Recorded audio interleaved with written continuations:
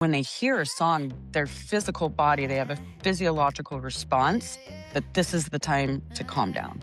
This is Yep. the time that we take it down. Using music that way, this is normal. This is what's been going on for years. Now, what we're understanding is, hey, you could use this in any activity. This is not Mhm. just for dance or anything. You can create a 15, 20-minute workout and have it to a music at the beat speed that is needed. And the difference that we got to look at here is in the past, we're subject to the mainstream music that is out there.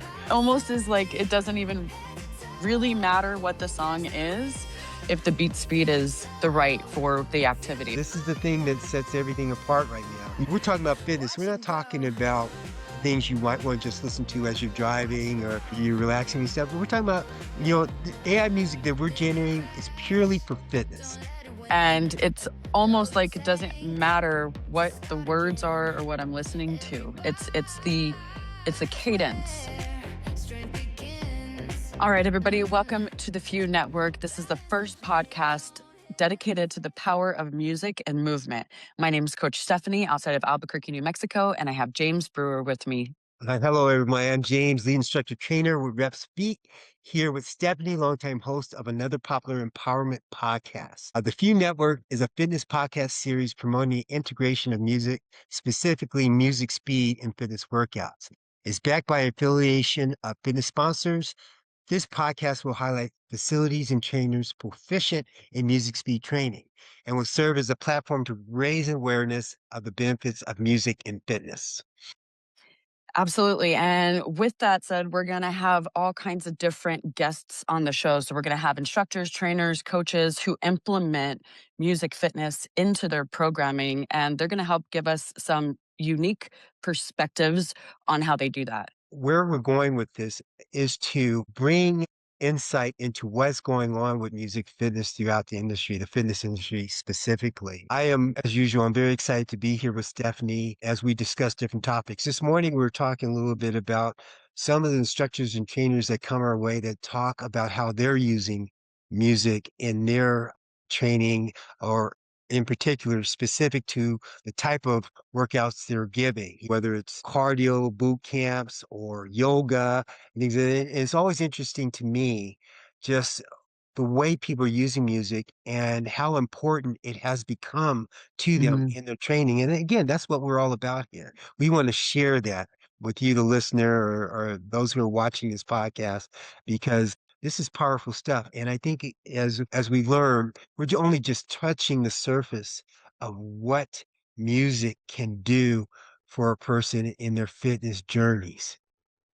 Yeah, we really, really are. And you were telling me a story about an instructor who's been playing the same song at the end of their practice, and it was like the shavasana part where they start to like bring it down and relax and ground. They've been using the same song for years, and that people still come up to him and are like, "Oh my gosh, that's the best part. Thank you so much."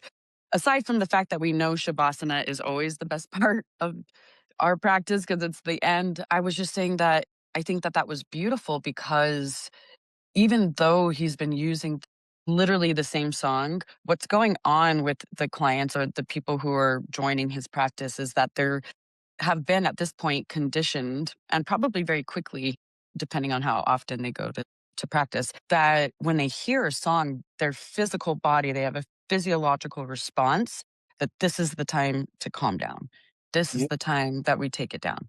That's exactly what he said to me. I Really? mean, yeah, and it's funny because again, I don't know if we shared this with but this was a yoga facility that and when I think of yoga, I don't equate that with music fitness as much as I probably should. If I recall, it was like something Jimi Hendrix tune Oh, that he okay. that he played because that was what his big thing was. And what he does in yoga is a little bit different than what you might find on the mainstream yoga that's out there. Yeah. He even does a strength class where a yoga strengthening type of conditioning, I guess, where he's using up-tempo music, not necessarily beat. So good for them. When I hear beat speed too, if you think about programming from a technical place, if the goal in the program is to slowly bring the movement maybe a little bit more intense, right? If we want a intensity of a movement, we have a couple of ways to do that as trainers, right? We have the load, we have the speed, and the time and the reps, right? Like how many times are we going to do that? Eventually progress and then come back down to a recovery speed or whatever. And so the beautiful thing about the reps to be is that we can create our own playlist, and it doesn't even matter what song it is. We can go in and customize that for the specifics of the need of that song in the program, whatever song we want, and get it the same beat speed. It's so much more capable of creating a playlist that's suitable for the way that the program's structured well. Exactly. And that's the thing about what we're discussing here. When we talk about our programs, the beat speed training and all that, what we also got to recognize is, I mean, there's just so many different directions you can go at that with this. It's Mhm. just not about putting together a list of songs for a particular activity and you're playing at the same speed. You know, no, you can tailor music to accompany the moods of that activity. And oftentimes, if anyone's doing a more kind of a dance type of fitness like Zumba or something like that, you want to start off with in fast pace right off the bat. You start that warm off, you slowly bring that pace up, and Mhm. then you reach an apex where everybody's going crazy for a while, and Yeah. and they're really into it. And then you got to take them back down so they cool down appropriately. Their body Right. rest. So using music that way, this is normal. This is what's been going on for years, Yeah. when it comes to especially dance aerobics and things of that nature. Now what we're understanding is, hey, you could use this in any activity. This is not Mhm. just for dance or anything. You can create a 15, 20-minute workout and have it to a music at the beat speed that is needed. And the difference that we got to look at here is in the past, we're subject to the mainstream music that is out there. So oftentimes you can only use that song for a session with another instructor where he's commenting on the AI music. And that's the difference. This is the thing that sets everything apart right now. We're talking about fitness. We're not talking about things you might want to just listen to as you're driving or you're relaxing and stuff. But we're talking about, the AI music that we're generating is purely for fitness. It's the lyrics, and what makes it a little bit different is like the lyrics that you were hearing in the AI music that's specific for fitness is motivating. They're talking about not giving up. They're dropping these types of lyrics in the song that are important to hear, like don't give Right. up. And understanding of how hard this is. It's not just a Exactly. song that has nothing to do with what we're actually trying to accomplish, which is great. Yes, mainstream music has been used, and that's what we're familiar with, those songs that really work for us in that, because over time, that's what's been available. But hey, with new generation of individuals coming into this, AI is going to be it. To say mainstream music that we've used in the past is not as productive, that would be wrong. To each his own.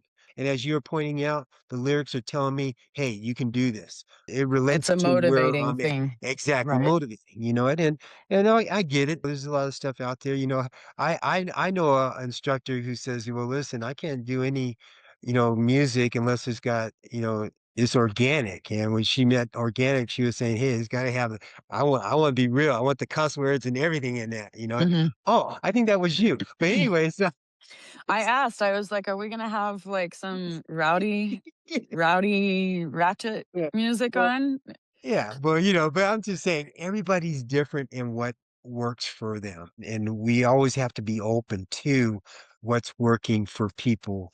As I talk to more and more instructors about this, there's certain songs that they love mainstream wise, but it's off maybe 1 or 2 beats per minute that they can't Mhm. use it, and it's a hassle to record and, change the speed and all that It's a all lot the of time. work. Yes, a lot of work, we've talked about that.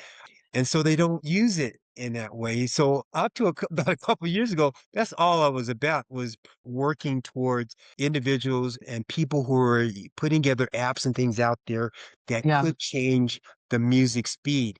And again, that's where we were headed. Yeah.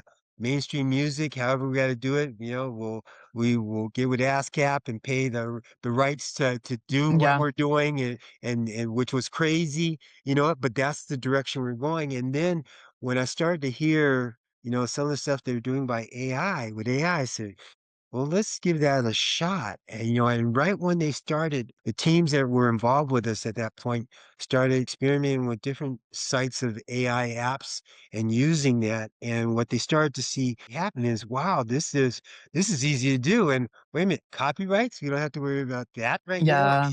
I could put this down and and share it and not have to worry that, I'm gonna get blocked or anything like that from the social media platform we're using. I'll be honest with you, the first generation of music that they were producing, I was like, we'll make it Mhm. work, but it was a forced thing, Yeah. and in a way, we're thinking that, okay, then let's have both mainstream and this AI generated stuff because this AI stuff is just too simple right now, or Yeah. it's too, it just didn't have that oomph. Yeah. But you know what? Generation after generation, each month it's gotten better and better. And I'll be honest with you, I had this is another conversation that I've had where, I feel bad for these artists that are out there putting music together, and then you got this AI stuff that comes out that sounds just as good. Well, I felt the same way. I mean, I've worked with, music people, Mhm. back in the day and I know what kind of work goes into creating music. But you know Yeah. what? I can always say this. Even then, people are using computer generated beats and They things were. like that constantly. So, Yeah. hey, this is the world we live in now. It's changing and we all adapt, and so will artists in this. One thing I like that, helps me to feel okay with the use of AI is that, hey, as we were stating earlier, this is all about music fitness and it's motivating. This is the thing that is different from what else is out there. All our stuff is geared towards that. We are we're able now to put out hundreds of tracks each month of Yeah. new generated stuff. No matter what genre you're looking for, it's there and it's something for everybody and it's constantly new stuff that you can get to. So that's kind of where as we I talk about love this. that. Yeah, No, I yeah. love that, and so that means you're gonna have to put a Shavasana genre Oh, definitely. If because of I what you learn said. how to, I can't be sure of the that it will be without typos. It'll be somebody else take care of that, yeah. Yeah, of course. Yeah, we'll figure it out. Somebody else take Yeah. care of Yeah. that. But and that's right, Stephanie. This when it comes to using music the way we are suggesting, there is no activity fitness wise that you cannot employ it. In all these areas, there is music that can be created, and that is the common denominator here. With everyone you discuss fitness with, most of them, 90%, if not more, are about like, yeah, you know what? I can't do it without it. And what we want them to do is say, well, listen, you can take that to another place. And our experimentation, our use of it to this point right now has been spectacular for everyone Mhm. who's tried it with the fitness, music speed that we're talking about, this music speed system that you can employ with any activity, Right. starting with our abs nonstop workout, as I always go back to. Yeah, I think, the more that we meet and sit and have guests on, the more we'll be able to dive into, what is actually happening in the body Oh, and behind the scenes, because there's just so many layers to this, and having great music as a coach, we know is extremely important. So as a coach, not having to spend hours trying to put music to a program and having a tool that we can adjust on our whim to have great music playing in the background to the speed that we want is extremely important as a coach and in this industry, because it's difficult, because we all are aware how important music is in the fitness industry. I've walked out of the gym if I don't have my earbuds. because I don't have music. Along the lines of what you just shared about walking out of the gym, one thing when I'm in my regular workout mode, I run 5 to 8 miles in the morning at like 4 in the morning. And I actually drive to a spot where I start up these hills that I like to do to start my run off with. And I have on more than one occasion, I hate to admit, been on the way to I drive to this spot and notice I left my earbuds. And Yep. then well, I'm not running today. Because Literally. I was already set in the mindset, and it just wiped me out because I know I have to run to beat speed. That's the other thing. The music is, yeah, I need that. If I still have my phone, I could kind of probably turn that on, but it's just not the same Mhm. when I don't have that beat speed that I'm using. Yeah. It's so yeah, And and that's the new thing. I was thinking too, the fact that we can go in and tailor the songs to the speed that we want, it just kind of also shines light to how important beat speed is versus the song.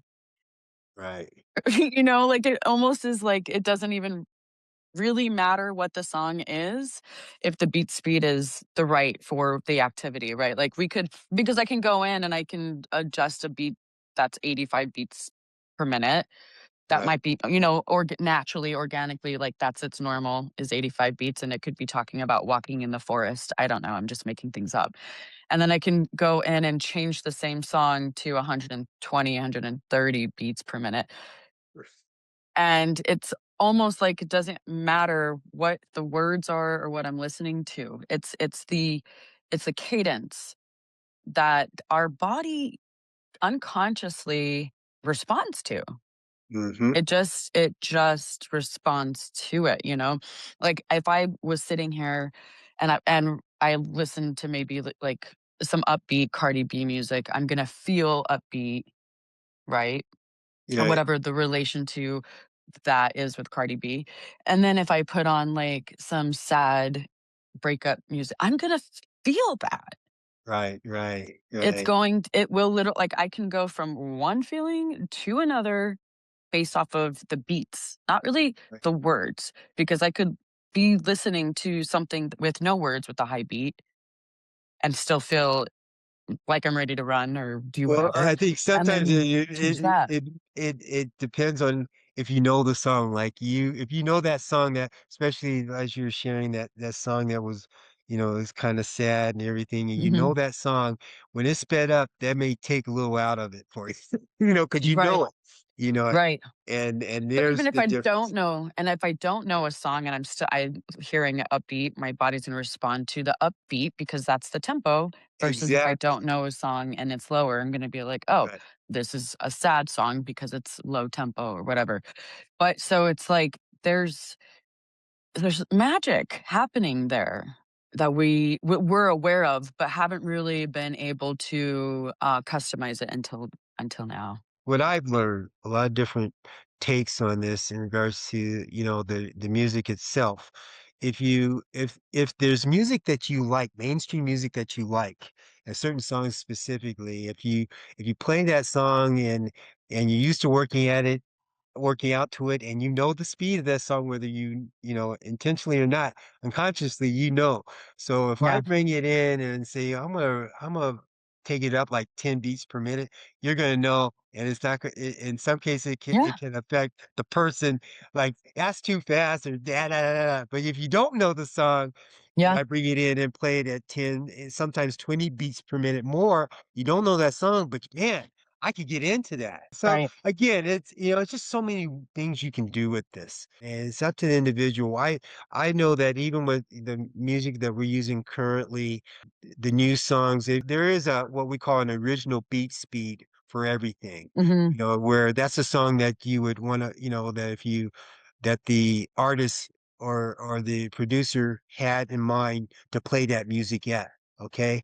And I always have kind of a little standard for myself. I normally don't like to go 20 beats per minute higher or decrease the speed Under under more than that amount, 20 beats per minute, sometimes less. You know, some cases I don't care. I can go as high as I want, but you know, there's still things you might want to think about. But the idea that we have here is you can do so much more with this, Yeah. you know, and we will be talking about that more as we go along. Um, Yeah, I'm yes, excited to get into the depths of it, just aside from just changing the speed of the song. right. I'm really excited to start sinking our teeth into the progression of our work. Yeah. And I think that this brings us to what our next episode is going to be about as we conclude this one Okay. is I think what we may want to tap into is the use of genres, you know, and how powerful that is as we talk about speed I and love that. activity wise, you know, because that's one part that we could easily get into even right now with all that we're talking about, but it's a lot out there, you There know. is. There Yeah. is. It's exciting. Okay, so I think that concludes this episode then, Okay, I'm with you on that. James. Okay. Okay, so All right, everybody. So, in this episode, we touched on the music fitness topic kind of being the what I don't what is the topic today? I well, mean, I think really, I mean, again, we explored um just that music can be used in different ways with everybody. And okay. when it comes to fitness, there's no one way that one instructor might use music as opposed to another. I mean, there's just so much. And what we have going on right now with the use of different types of music processes and production, the sky's the limit is way out there. Yeah, Okay. Yeah. yeah, Yeah. we definitely touched on a lot of topics, but I think it's kind of like the progression of where music is going and humanity is going too. And we're literally, I think, for sure in the episode, we know we're just scratching the surface here. We know we're just scratching the surface here. If you enjoyed the podcast, everybody, please don't forget to like, share, and comment on the podcast. We look at all of the reviews, all of the comments. We're here for you. We love you all. Thank you so much for listening. And there's so much more to come. Right. Yes, she was sharing, or as we talked about a little bit earlier, next week we're going to be discussing more the use of the genres in music. But when all is said and done, this is all about music fitness, everyone. Music fitness is the term. We don't call it fitness music. This is music fitness. Okay. It is. That said, I'm James, a lead instructor trainer for Reps to Beat. And what are you waiting for? Start the journey.